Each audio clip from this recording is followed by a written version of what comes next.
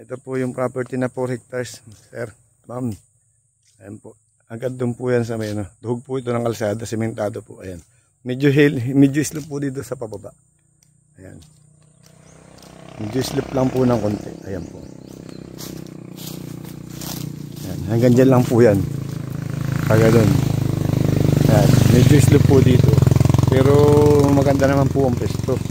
Kasi protective. Marami naman pong niyog. Ayan. Ayan. Ganda po ng pesto niyan. Ayan. Saka dito po sa bawah kabila. Dito po sa kabila mayroon po sa kabila. Palaki po dito. Kasama po ito. Saka po yung kabila niya. Yan, nakita nyo, dadaanan ng truck. Ito po hanggang doon. Hindi naman. Hanggang doon yan, sir? Oo. Yung may paliko lang? Oo, paliko pa gano'n. Yan, sa paliko na po yan, kasama yan. Yan, may kuryente po dito, sir. Yan, may malaki pong gandang kahoy. Yan, kasama po ito. Yan, may malaking Jan Mingo. Yan. Ayan po. Ganda po ng pesto.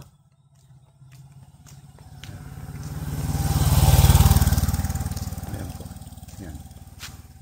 Ang bayan po, andito lang sa kabila ang bayan. Yan. Siguro po, from bayan to dito, 5 minutes o ano lang, parang 3 minutes lang, mga 2 kilometers lang layo nito sa bayan ang nakasakop dito. O, mga 2 kilometers. Mga 2 kilometers to. Yan.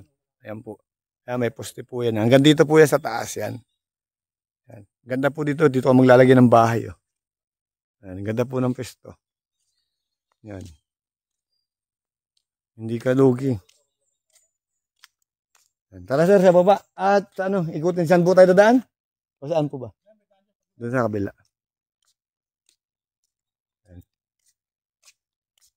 Pabilin mo na ito, ma'am. Hindi ka dito lugi. Ito po ay pantay dito sa ibabaw. Medyo slope na po sa pababa. Pero madami po siyang niyog. Saka hindi ka maalan dito dahil bahay. Ano po ito? Daanan po ito ng mga tao. Main road po ito.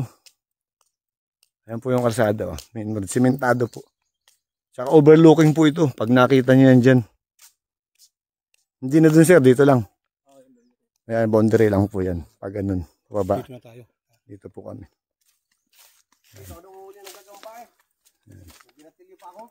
Ayan po. Ah, may nag-uuling ano. May bahay pa nga dyan ng araw. Yung tao. Ayan po yung tao. Ayan po.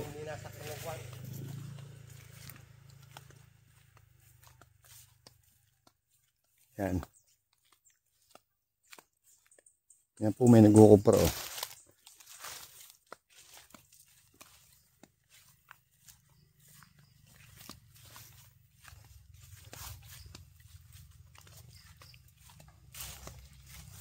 Yan ganyan lang po ang slope niya. Yan, yan lang po, pag ganyan lang po. Ayan, pag ganyan. Pag nalinisan po ito, maganda po itong pwesto. Yan. Ayan. Alay po ditong mangga. May langka. Mangga na naman po. Kawayan. Ayan. Ano, parang rambutan to eh. Ano, rambutan ba yan? Hindi. Ah, ito may rambutan po yan. Ayan, may mga rambutan po tanim. Ayan po. Daming rambutan na tanim.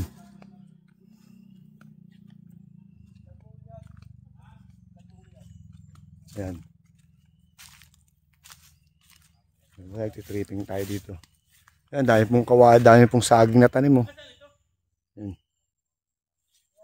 Yan, nagkukupra po sila. Tatapa po. Uling po pala. Yan. Yan, dami pong rambutan, no. Parang nasa ilang rambutan to. Rambutan to na, sir. Ito. Rambutan nyo, parang nasa 20 peraso pong puno ng rambutan yan, no. Oh, nasa so. Nakikita po 10.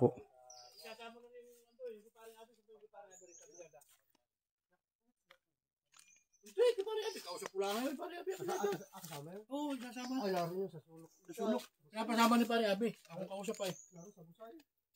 Ayan po.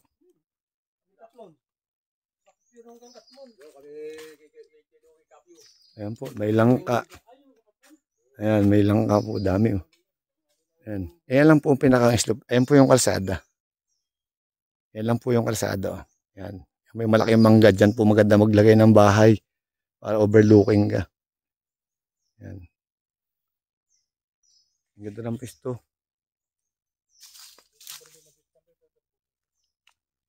Ayan. Ganyan po. Hanggang dito pa po sa taas.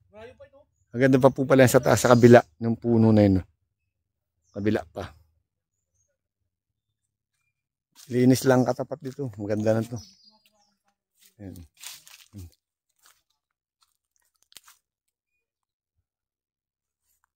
Ayan. Ganda po. Hanggang napakasimple lang. Ayan. Ayan po. Kasama pa po ito dun sa property na ano. Ayan. Ganyan pataas. So dami pong niyog. Ayan. Ganda ng pisto. Makabili na lang uli kaya ng drone. Hindi nahulog yun. Yan, kasama yung taas na yun, ano? Kasama po yung mga taas na yan dyan. Yan. Ano nga, dulo ang boundary na yan. Kasama po.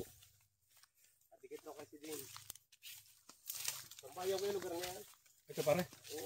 Parang may bahay dyan. Yun na, yung bahay nung mag-uuling. Ayan po, Kasama pa yan. kasama pa yan. Kasama yan.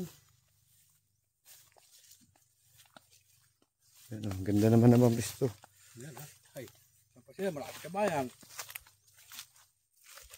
Hanap ka pang malayo. Ay, ito na.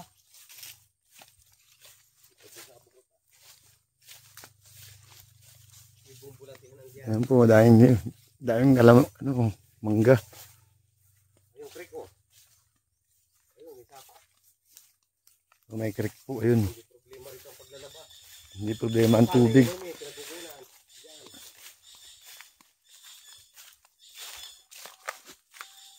Yan. Andiyan lang po yung highway. Oh, yung kabila, taas lang. Yan, taas lang po highway po yan. Yan po, yan. May creek dyan. Yan. Pwedeng ano, pag malaki ang tubig, parang gawing pwedeng pools yun. Pwedeng gawing ano, liguan. Sa panahon ngayon taga, mahina ang tubig. Nagdaan tayo sa tag-init.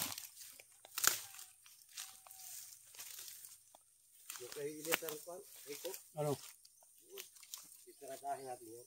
Ang inaalala ko lang yung konting casual dust na siguro. Sino? Ah, si Buto? Oo.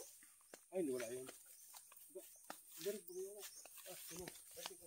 Eh, nagpaparigluwa, 250.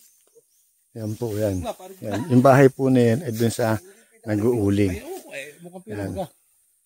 Diba? Maganda po. Ay, pumayog ang anak na ka. Oo. Ang daming niyog. Oh.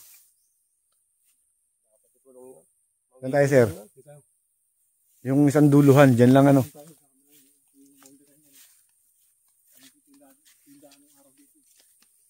Yan.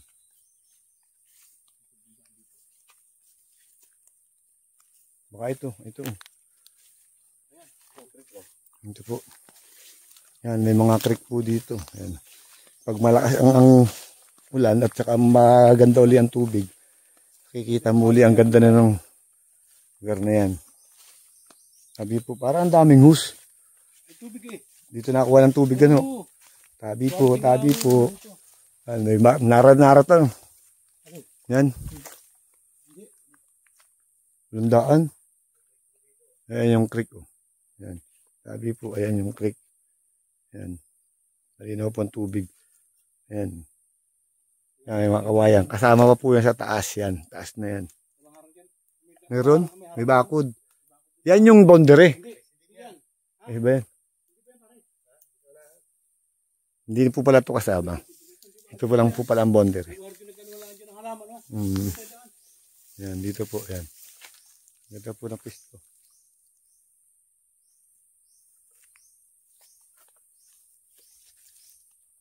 Yan, dito po sila nakakuha ng tubig. Ayan po mga hose nila. Oh. Mga ginagamit po nila pang inumin, panlaba, dagwas, dagsawin. Yan. Yan. Alaya po. Yan. Ganda na. Ang daming nyug nito. May magandang. Anong kahoy ito, Peter? Ito dao? Puno ng dao daw po yan. Yung mga ginagawa sa bangka, ano? Ayan. Ayan po. Doon na tayo sa kabila. Pare, doon tayo iikot. Mamangga lang. Pupunta natin yung kay ano ay. Ang kantuhan. Ang kanto po nito ay andun yung property sa kabila na isa. Sa kabila nito. Kadikit lang nito halos ano. Halos sa kabilang yan. Oo. Ito mga kadami, may bakod na to eh. Oo. Iba lang may-ari nito. May bakod na po yan na may lagang boundaryhan na po yan.